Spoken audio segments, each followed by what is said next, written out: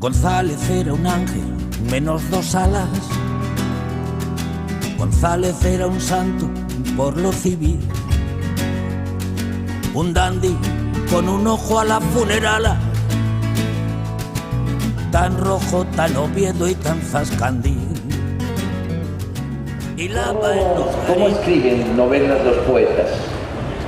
Pues como ellos se dan a entender, usando los recursos que los poetas tienen.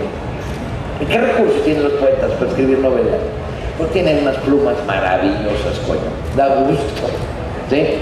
Tienen un dominio del lenguaje, una capacidad para conseguir la frase lúcida, exacta, precisa, una capacidad para evocar los sentimientos, para despertar los ánimos y los demonios ocultos, para convocar los paisajes de maneras inusitadas. ¿Y esta es una novela? Pues no lo sé y creo que nadie lo sabrá, porque además la rígida estructuración genérica que dice esto novela, esto libro de poesía, esto recetario de cocina de tu abuela, ya no sirve, es caduca.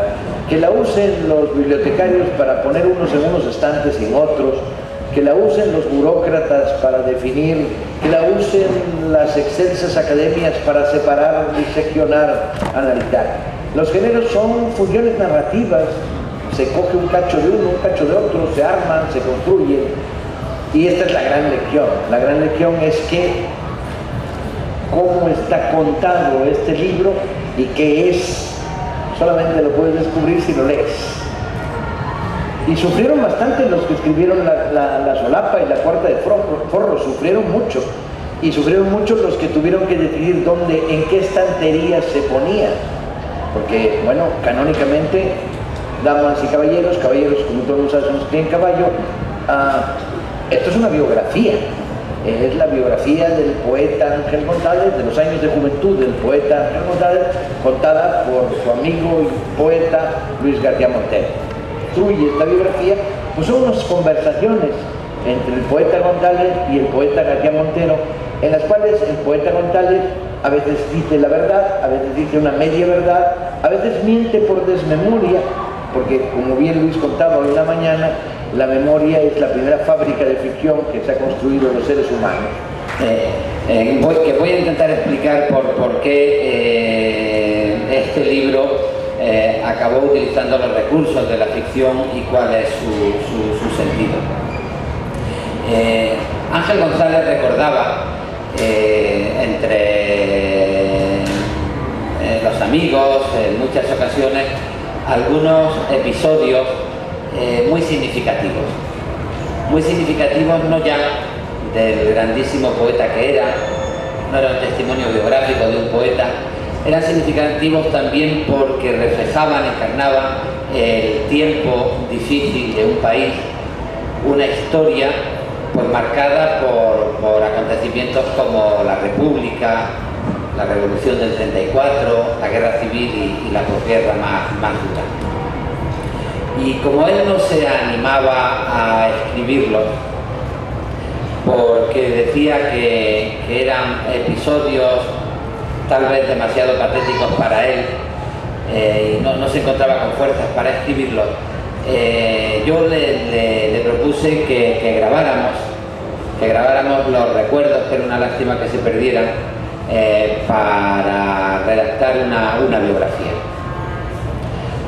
Y después de grabar muchas conversaciones y de reunir muchos documentos con la ayuda de Ángel, empecé a escribir. Y me di cuenta que la escritura, utilizando el tono convencional de un profesor de literatura, de un ensayista, se perdía lo que más me interesaba de la historia, que era la emoción del propio Ángel al recordar. La emoción de alguien que convivía con su historia. La historia no era un pasado remoto, sino algo que habitaba en el presente. Él la revivía, él convivía con gente desaparecidas hacía mucho tiempo, o soportaba todavía la marca de experiencias que había vivido en su infancia y en su adolescencia.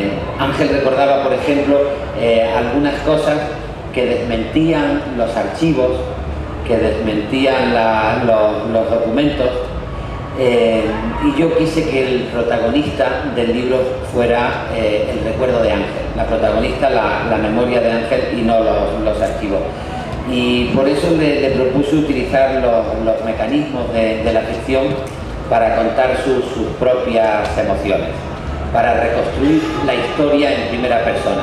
Porque los grandes debates, las grandes ideologías, los grandes momentos se encarnan en una mirada, en una experiencia individual. Y por eso las experiencias individuales son después testimonios no solo de una persona, sino también de un tiempo, de una sociedad. Y bueno, empecé a trabajar con sus recuerdos, que son los recuerdos de un niño que nace en una familia asturiana de tradición pedagógica. Su abuelo fue rector de la universidad, de la Escuela Normal de Oviedo. Su padre fue catedrático de pedagogía. Pertenecían a la tradición pedagógica asturiana y española en general de la Institución Libre de Enseñanza, de los que creían, se atrevieron a creer que con la educación se puede transformar